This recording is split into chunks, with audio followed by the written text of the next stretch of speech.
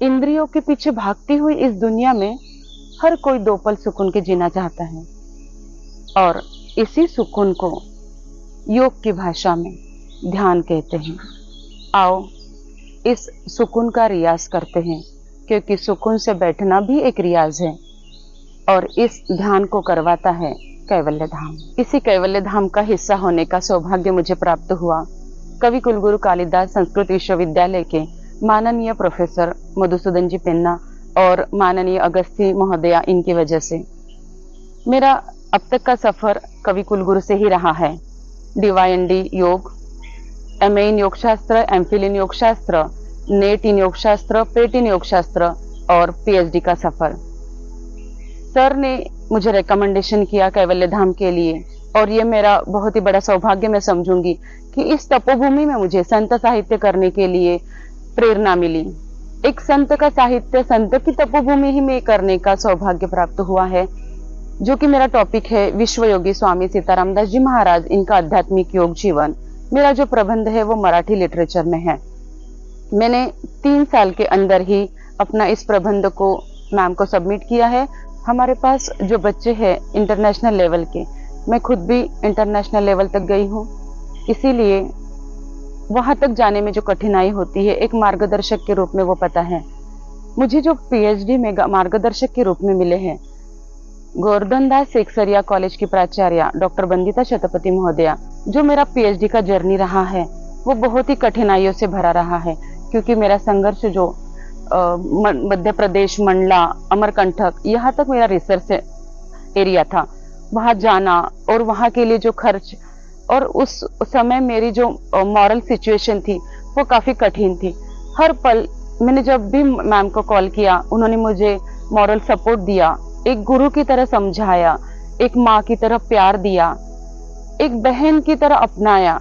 और बहुत सी बार तो ऐसा हुआ कि जो चीजें मैं किसी से शेयर ना कर सकती थी वो मैंने मैम से शेयर किया, तो एक सहेली की भांति भी उन्होंने मुझे संभाला है। इस तरह गुरु के अनेक रूप मैंने उनमें देखे हैं और मेरा PhD का जो सफर रहा उनकी वजह से मुझे काफी आराम से पार कर सकी हूँ मैं ये सारी चीजें, और उनके लिए मैं उनका धन्यवाद करती हूँ। साथ ही नीता गाड़े मैडम, इन्होंने भी इस कार्य में मुझे काफी सहयोग किया है। जब मैं यहाँ आई, यहाँ का एटमॉस्फेयर देखा, तो योग के लिए जो हम ढूंढते रहते हैं, जो सुकून के साथ योग करे, ध्यान करे और अपनी अंतरात्मा को खोजे, उसके लिए एकमात्र स्थान शायद से भारत में कोई दूसरा और हो। यहाँ हर चीज परफेक्ट मात्रा में है। मान लीजिए यहाँ का आहार, जैसे कि भगवत गीता में कहा गया है युक्ताहार विहारस्य, उसी तरह से युक्त है आहार है, सात्विक आहार है। आपको विहार करने के लिए बहुत ही विहंगम ऐसे दृश्य है। योग साधना के लिए योग कक्षाएं उपलब्ध है। आपको भौतिक उन्नति और आध्यात्मिक उन्नति के लिए एकमात्र स्थान कैवल्य धाम है। कैवल्य धाम में जब मैं खुद आई एज अ रिसर्चर, जो एटमॉस्फेयर मुझे मिलना था वो यहाँ पर परफेक्टली मिला।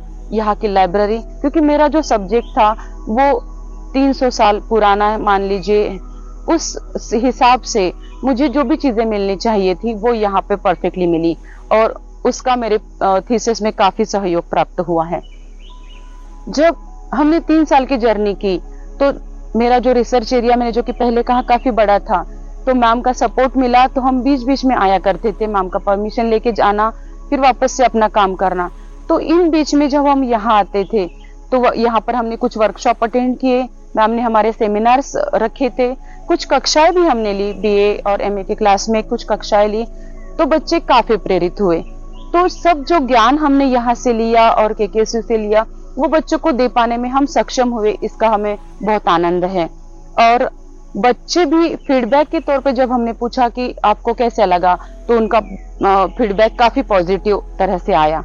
ये सारी चीजें एक जगह पे मिलना आज की तारीख में शायद से ही पॉसिबल हो सकता है। ये सब चीजें हमें प्राप्त हुई कैवल्य धाम में, जो कि भौतिक जगत का उत्थान, आध्यात्मिक की प्रगति और सर्वांगीण विकास का एकमात्र केंद्र है कैवल्य धाम।